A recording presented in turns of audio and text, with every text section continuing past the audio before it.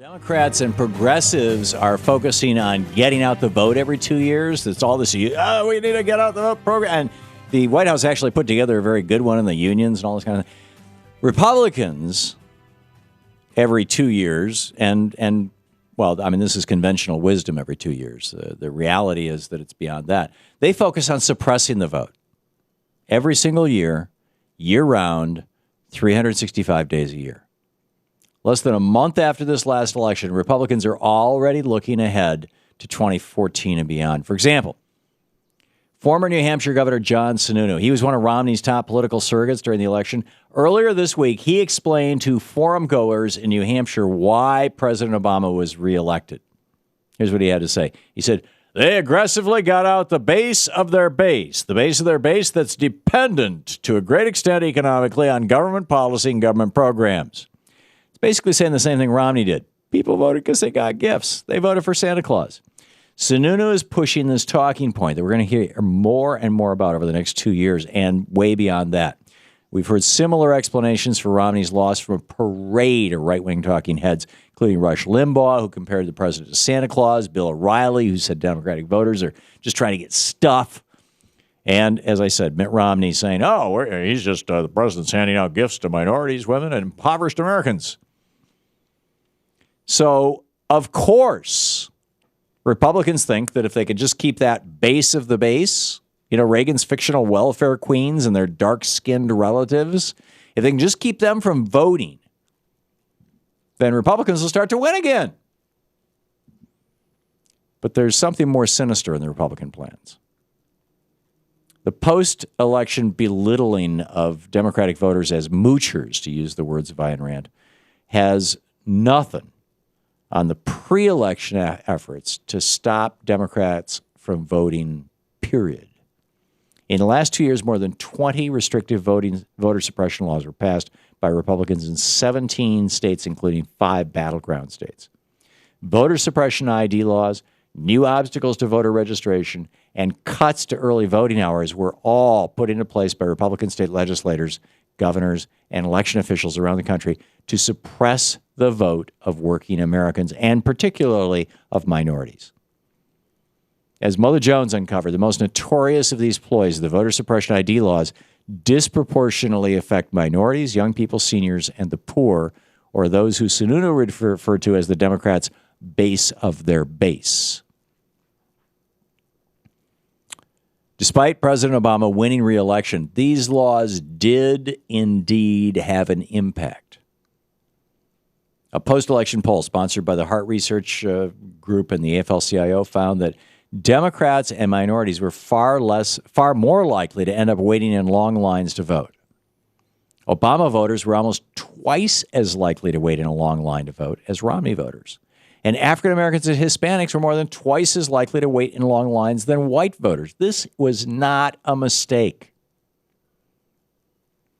The thing that Republicans didn't figure on in this election is what effect these kind of laws would have on Democratic voter enthusiasm. Chanel Hardy, the vice president of the National Urban League, explained the surge in African-American voter enthusiasm, saying, we'd been struggling for many years in our communities with how we make the argument that our parents and grandparents had handed down to us, which was, you must vote because people fought and died for you to have the right to vote. She continued, it starts to become a little less motivating the further away you get from those really visceral memories of what it took to get to the polls. But then you bring back a 35-state assault on your right to vote, and it starts getting really reminiscent. All the things our parents were telling us, our grandparents were telling us, have become visceral to this new generation. End of quote. Republicans are hoping that this minority enthusiasm goes away after another round of new voter ID laws in 2013, an off year for elections, so, they think nobody's going to be looking, right?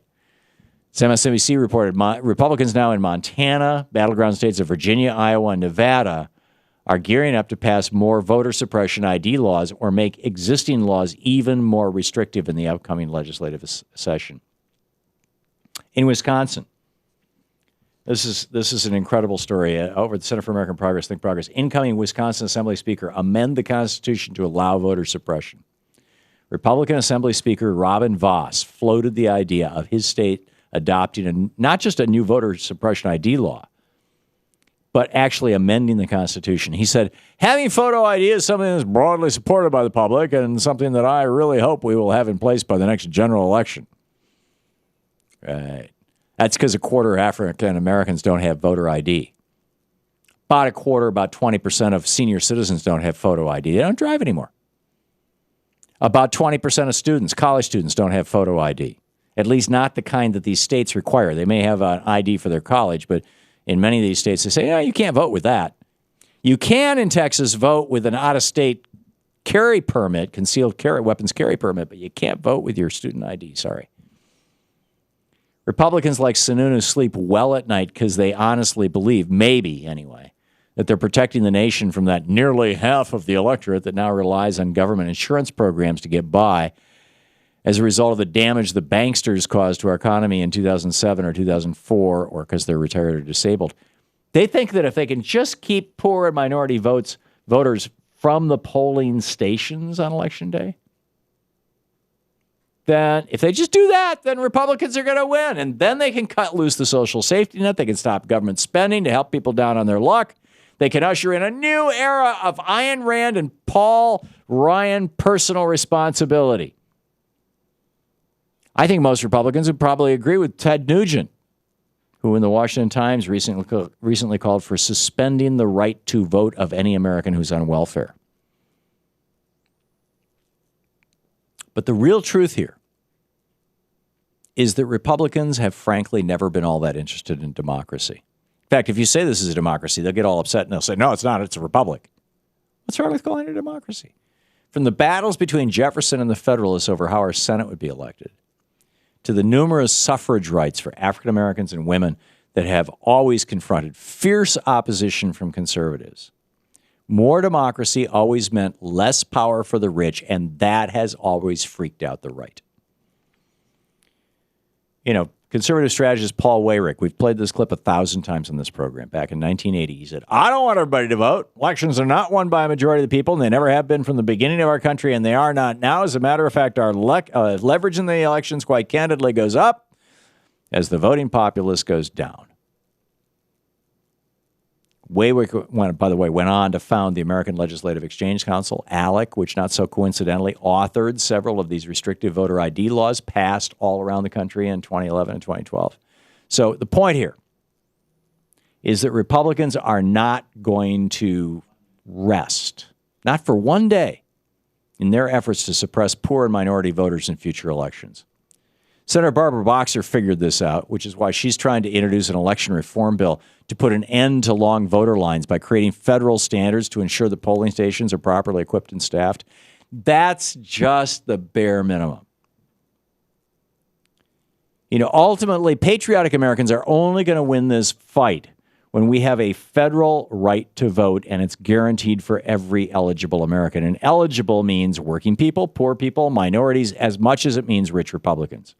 Federal right to vote will effectively neuter politically motivated state lawmakers and election officials who care less about a robust democracy and more about rigging elections. So no time to celebrate that we won the election.